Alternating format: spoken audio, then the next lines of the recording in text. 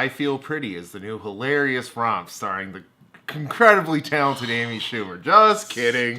Super Troopers 2 is the sequel to the 2001 cult classic, bringing back all the troupe, all the actors, all the writers, the director. So Nate, I can't believe it. We were talking about it in the theater. It's been 17 years since the original Super Troopers. So long. Yeah, and so just give me a brief summary of the first one. Is it one that you go back to, or how did you receive it the first one? The first one I really loved. I think that there's a lot of strengths with the first one, but there are some definite pacing problems with the first one. But I think the first one's opening scene is one of the funniest scenes in film at all.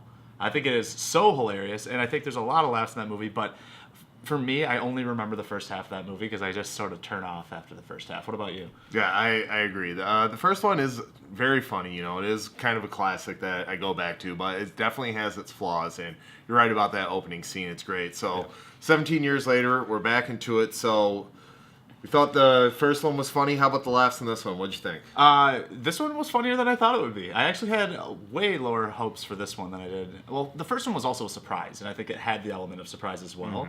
This one, it's so anticipated. I thought it was going to be pretty bad, but I laughed quite a bit in this movie. But I would say about 50% of the jokes hit, and there was some big laughs in there. What about you? Yeah, there were some big laughs in there, and I was a little nervous heading into this movie just because these decades after the fact sequels, there are some hits. Blade Runner 2049, that was great 35 years later, but more often than not, these movies fail. Yeah. So I was a little nervous going in, but I gotta say, I was impressed by how much, and surprised by how much I laughed, and especially how hard I laughed at some certain moments. Yeah. I would say that, probably 60, 70% of the jokes hit for me. Yeah. And it wasn't that some of the jokes weren't funny. I feel like there were running gags in it. Yeah. And they wore out their welcome at the end. Man. They kind of leaned too hard on some of the jokes.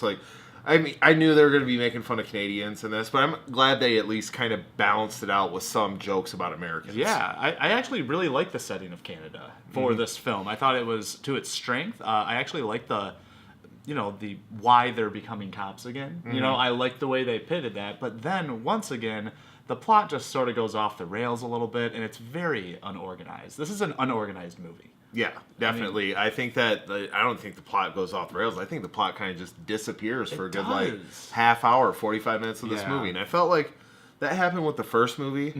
When we were looking up tickets for this, there was a double feature where we could catch an earlier show, and I'm so glad that we did it because I kind of feel like I just watched the same movie again. Totally. So to watch them back to back, I think would feel like you're watching a 3.5 hour movie instead of 2 1 hour and 40-minute movies, Yeah, and that's what I think. Just like the jokes, the percentage of jokes that landed and didn't is like the percentage of how many plot elements worked and didn't. And I like the Canada setting, I like the way it started, but you're right, it just that plot disappears. They go to another one that just sort of seems shoehorned in, and it seemed like a lot of the settings for comedy were for comedy's sake and not to push the plot forward.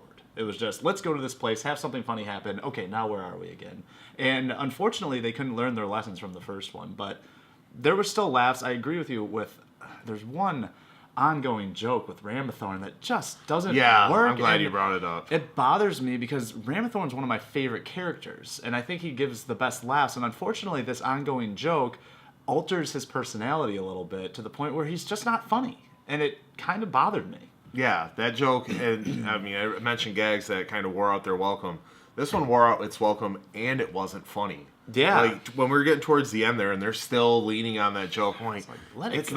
not funny, guys. I know. I'm sure it was funny in the writer's room, but translating to screen, I don't think it really worked. Yeah. But you're right about the plot structure. I feel like the second act had all these random scenes that you could have just mixed them around anywhere, and it would have made a difference. And then when the third act kicks in, it's kind of like, oh yeah, that's right, the plot. We gotta get the story going. Yeah, wrap it up real quick somehow. Right. I feel like it just gets pushed into it, and because of that, the jokes take a backseat in the third act. Yeah. So I felt like even though, out of the gate, I was laughing my ass off of this movie, it just kind of eventually died down my laughter. Yeah, and the first half is just really funny, but also it's just nice to see these guys still have the chemistry on screen. It's just, I think there's a lot of times where not a lot of funny things are going on, but you're still enjoying yourself because you know these characters, you enjoyed them from the first movie, and they are back here, and there's nothing forced. They feel right back into the same skins of those characters, and that worked really well.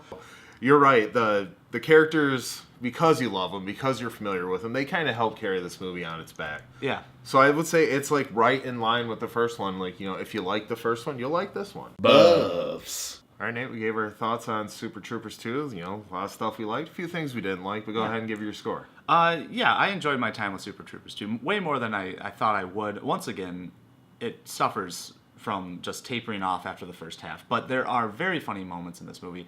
There is charisma, and these characters get along really well, and it's nice to see them on the screen again. So I'm going to give it a passing score of a 6.5 out of 10. I recommend, if you're a fan of the first one, go see it. Yeah, I can't dog this movie too much because even though it feels like a rehash of the first movie, I don't mind it too much because it's these characters again, and it was fun to see them interact, but Yeah. I feel like this movie suffers from the same flaws of the first one, but still a good time, especially for fans of the original. Go check this one out. I'm going to go a little bit higher, and I'm going to give Super Troopers 2 a 7 out of 10. Not the greatest or funniest movie you'll see this year, but it's still a good time. You'll get some laughs out of it. Buffs. So that's our review for Super Troopers 2. Are you a fan of the first one? Do you plan on seeing the second one? Leave all the comments down below. And join us next week when we see... What are we seeing again? It's just super small indie... Avengers Infinity War. Oh, I heard of that one. Yeah. So Infinity War is finally on its way. We'll bring you that review next week. But wherever you're at, whoever you're with, Watch more movies.